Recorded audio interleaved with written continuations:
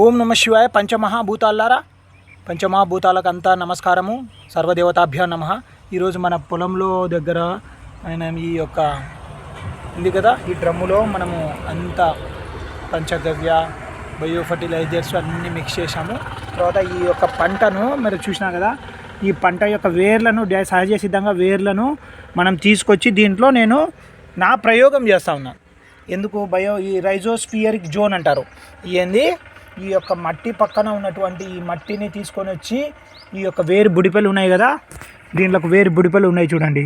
ఈ బుడిపెలు బాగా మనం బయో ఫర్టిలైజ్ చేసినప్పుడు ఈ యొక్క చేనులో మనకు బాగా అంత ఈ చేను ఉంది కదా, ఈ చేనులో మనము గ్రో చేయడం జరిగింది.